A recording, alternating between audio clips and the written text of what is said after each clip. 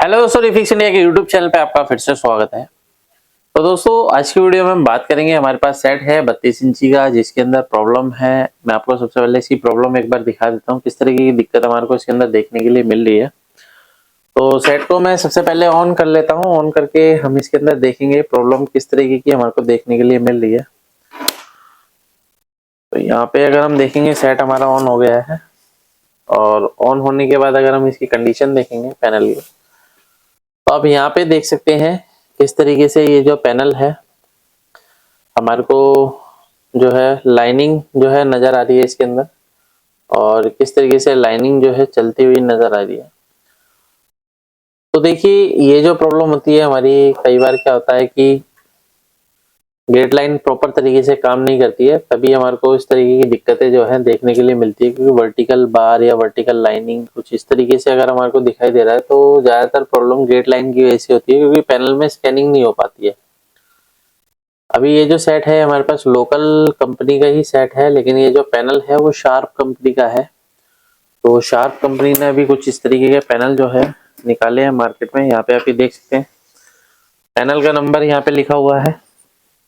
यहाँ पे आप ये देखेंगे पैनल का नंबर है, और इसको अगर हम स्टेप बाय स्टेप चेक करना स्टार्ट करते हैं तो देखते हैं किस तरीके की दिक्कत हमारे को इसके अंदर मिलती है, और रिपेयर करने की कोशिश करते हैं। सबसे पहले मल्टीमीटर को हम सेट कर लेते हैं डीसी वोल्ट की रेंज पे। डीसी वोल्ट की रेंज पे सेट करने के बाद यहाँ पे अगर आप देखेंगे तो ये जो पैनल है 12 वोल्ट से ऑन होता है। तो 12 वोल्ट देखेंगे, यहाँ पे 12 वोल्ट की सप्लाई जो है बिल्कुल परफेक्ट तरीके से इसके अंदर बन रही है।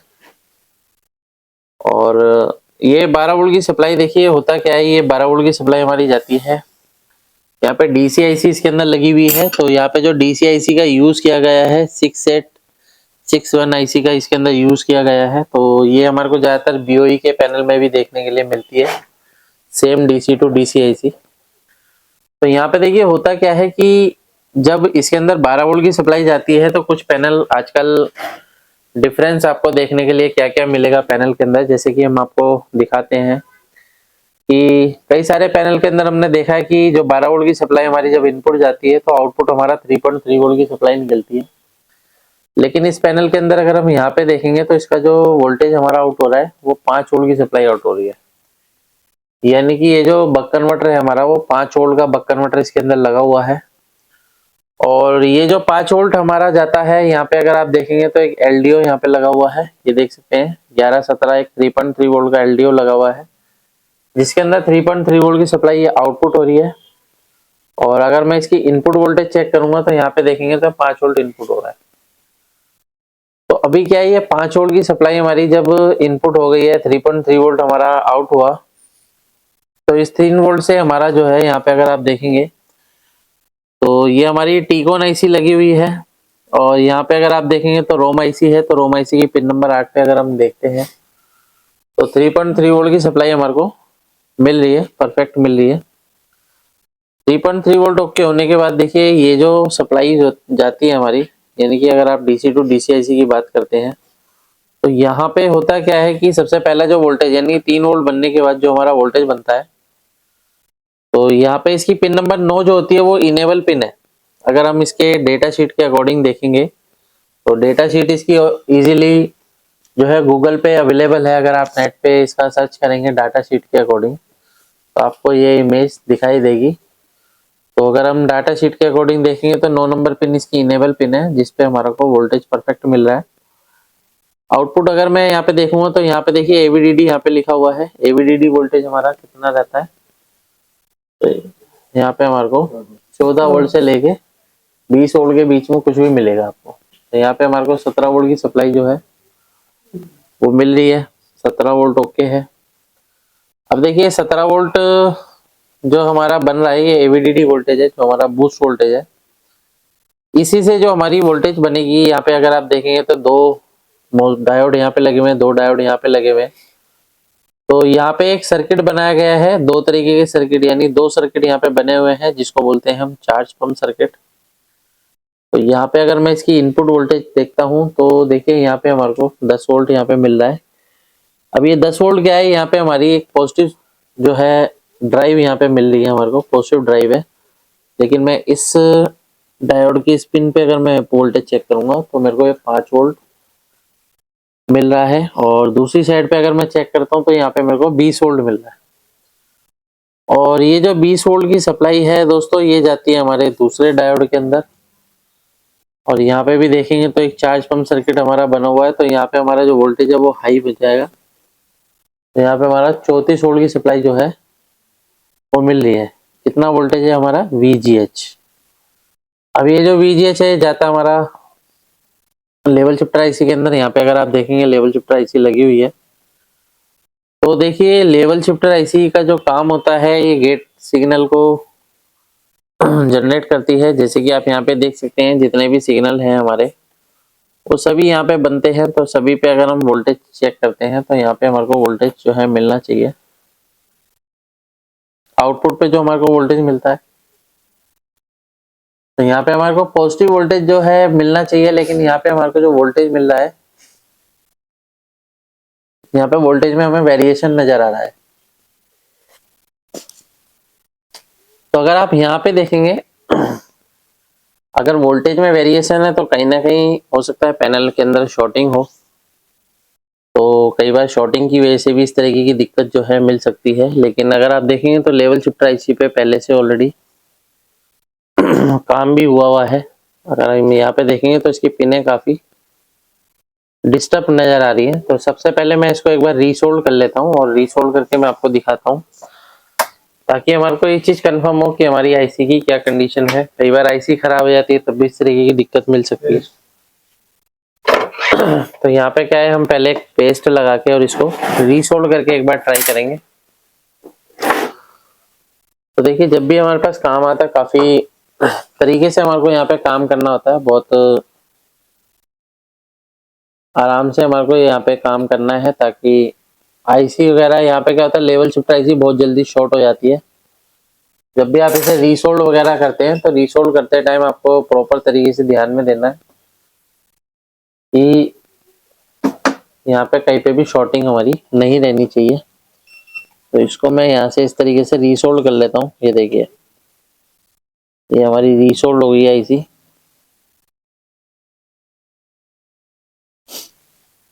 आईसी को रीसोल्ड करने के बाद कंडीशन देखेंगे क्या है।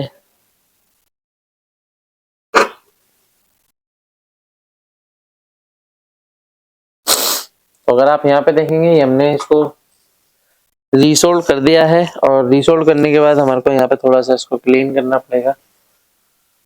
तो क्लीन करने के बाद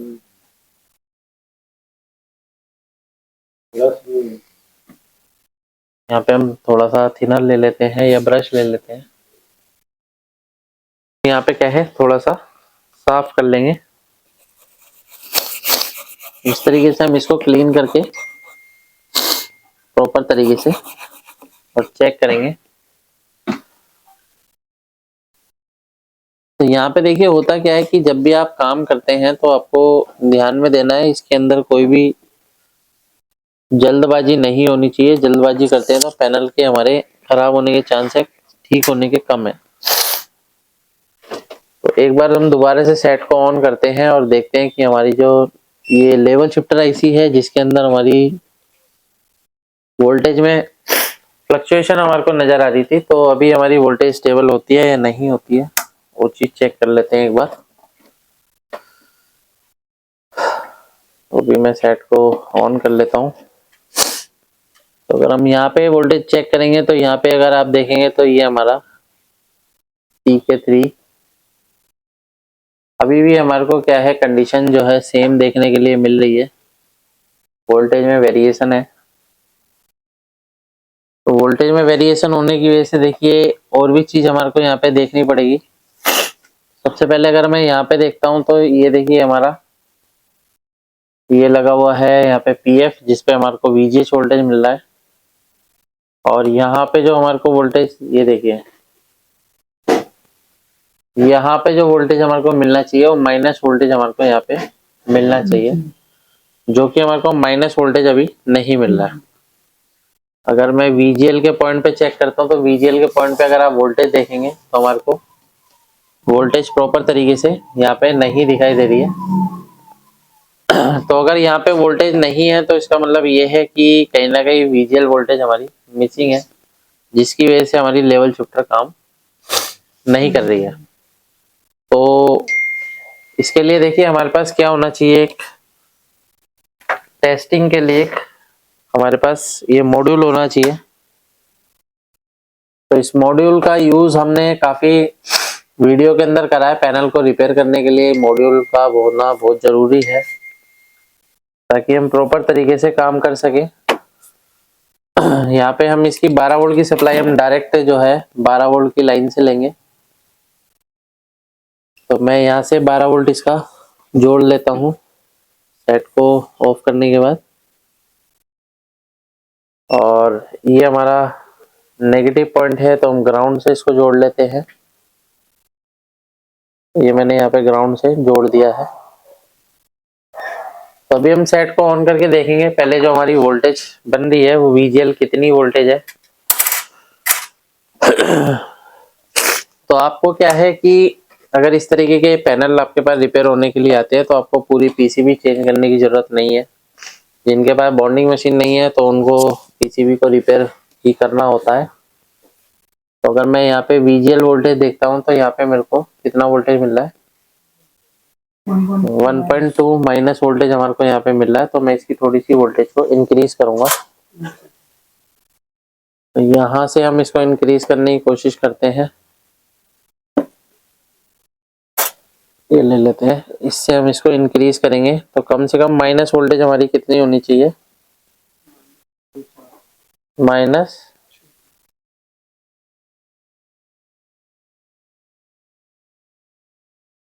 ये देखिए हमारी वोल्टेज जो है यहाँ पे बढ़नी शुरू होगी। देखिए बढ़ रही है। तो यहाँ पे हमारे को प्रीसेट को धीरे धीरे घुमाना होता है। ये देखिए, तो यहाँ पे हम माइनस वोल्टेज सेट कर लेते हैं, -4 वोल्ट के अराउंड सेट करते हैं या 5 वोल्ट सेट करते हैं। और उसके बाद ट्राई करते हैं पहले क्या कंडीशन है पैनल की। तो अभी मैं सेट को ऑफ है हमारा सेट। तो मैं यहाँ पे क्या है, ये वीजीएल वोल्टेज है हमारी, इस वीजीएल वोल्टेज को हम यहाँ पे देंगे।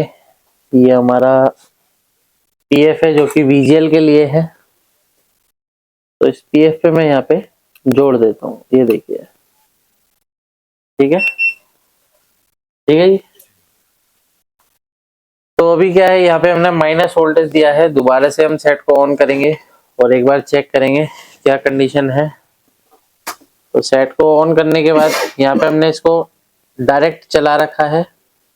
तो यहाँ पे देखते हैं तो माइनस वोल्टेज हमारा स्टेबल है। सेट को ऑन कर लेते हैं एक बार।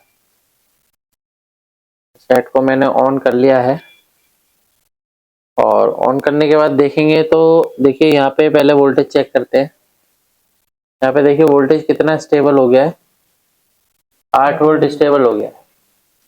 तो यहाँ पे आप ये हमारे देखेंगे तो ये हमारा CKB ट्रैक है, जिसको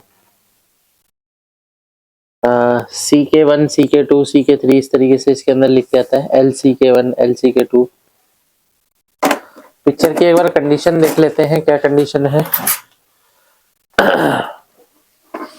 तो यहाँ पे आप ये देख सकते हैं पैनल की कंडीशन क्या है। सेट को ऑन करते हैं दोबारा से। तो यहाँ पे मैं पावर बटन प्रेस करता हूँ और सेट की कंडीशन देखेंगे।